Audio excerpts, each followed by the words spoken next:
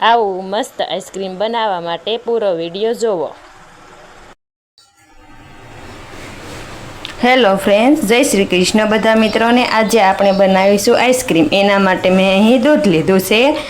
આપણે તેને હવે બકડીયામાં ગરમ કરવા મૂકીશું। આપણે અહીં કડાઈમાં 1 લીટર જેટલું દૂધ લીધું છે। તેમાં આપણે આઈસ્ક્રીમનો પાવડર નાખીશું 1 પેકેટ। આપણે બજારમાં આ રીતે 1 પેકેટ મળે છે તે નાખી દઈશું। તમે જોઈ શકો છો। આપણે તેમાં એક પેકેટ નાખી દઈશું। પછી તેને હલાવીને મિક્સ કરી લઈશું। આપણે આ રીતે તેને હલાવીને મિક્સ કરી લેવાનું છે। પછી ગેસ ચાલુ કરીશું।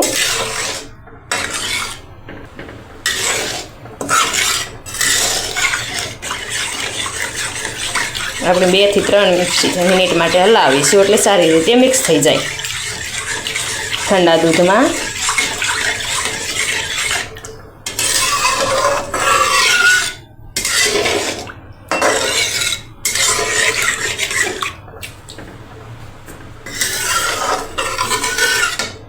હવે આપણે ગેસ ચાલુ કરી તેને ગરમ થવા દઈશું। આપણું દૂધ ગરમ થઈ ગયું છે। આપણે તેમાં 2 ઝૂંભરા આવવા દેવાના છે।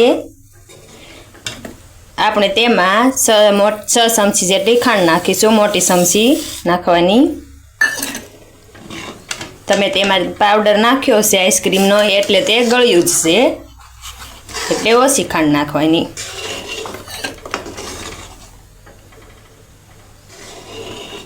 એવરીગ્રીન આઈસ્ક્રીમ મિક્સનું પેકેટ છે તે તેમાં 1 નાખી દીધું 1 લીટરમાં। તમે 500 mlમાં પણ 1 નાખી શકો। મેં અહીં 1 લીટરમાં નાખ્યું છે। 2 ઉભરા આવી જાય એટલે તેને ઠંડુ થવા દેવાનું। 8 થી 10 મિનિટમાં 2 ઉભરા આપણા દૂધને આવી જશે। આપણે હવે ગેસ બંધ કરી તેને નીચે ઉતારી લઈશું અને તેને ઠંડુ થવા માટે મૂકી દઈશું। તમે જોઈ શકો છો આપણું દૂધ ઠંડુ થઈ ગયું છે। તો હવે આપણે તેને આ રીતે એક પ્લાસ્ટિકના ડબ્બામાં ભરી લઈશું અને ફ્રીજમાં મૂકી દઈશું। આપણે આ રીતે પ્લાસ્ટિકના ડબ્બામાં તે દૂધને ભરી લેવાનું છે ઠરી જાય એટલે। અને પછી આપણે તેને આ રીતે ઉપરથી ઢાંકણું દઈ દેવાનું છે। તમે કોઈ પણ ડબ્બામાં તેને પેક કરીને ફ્રીજમાં મૂકી શકો છો। અંદર હવા ન જ આવી જોઈએ એ રીતે। આપણે આ રીતે ડબ્બા ભરાઈ ગયો છે। હવે આપણે તેને 4 થી 5 કલાક માટે ફ્રીજમાં મૂકી દઈશું બરફના ખાનામાં। આપણું આઈસ્ક્રીમ આ રીતે જામી ગયું તો આપણે તેને તપેલીમાં કાઢી લીધું છે। હવે આપણે તેમાં દૂધની મલાઈ ઉમેરીશું અને પછી તેને બ્લેન્ડરથી મિક્સ કરી લઈશું। આપણે તેમાં 4 થી 5 ચમચી જેટલી મલાઈ ઉમેરવાની છે। હવે આપણે તેને દૂધમાં મિક્સ કરી લઈશું બ્લેન્ડર। આપણે આઈસ્ક્રીમમાં મલાઈ નાખી દીધી છે। હવે આપણે તેને બ્લેન્ડરથી આ રીતે મિક્સ કરી લઈશું।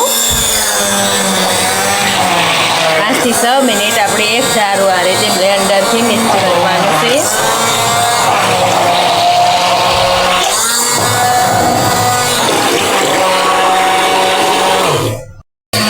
આપણે આ રીતે બ્લેન્ડરની મદદથી સતત હલાવતા રહેવાનું બ્લેન્ડરને અને આ રીતે બ્લેન્ડર ફેરવવાનું આઈસ્ક્રીમમાં।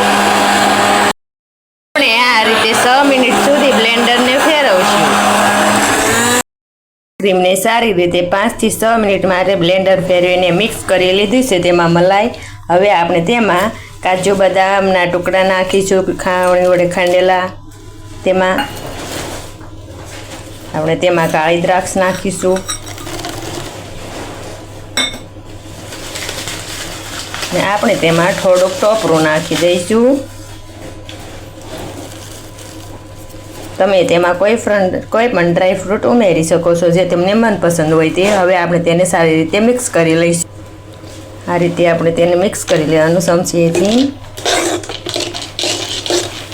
બધું મિક્સ થઈ જાય। હવે આપણે તેને ફરીથી ફ્રીજમાં ઠંડુ થવા માટે મૂકી દઈશું 7 થી 8 કલાક માટે। આપણે પ્લાસ્ટિકના આ ડબ્બામાં ભરી લઈશું અને ઉપરથી તેનું ઢાંકણું બંધ કરી દઈશું। હવે આપણે તપેલીમાંથી તેને આમાં ડબ્બામાં ભરી લઈશું પ્લાસ્ટિકના। તમે કોઈ પણ પ્લાસ્ટિકનો ડબ્બો તેમાં લઈ શકો છો।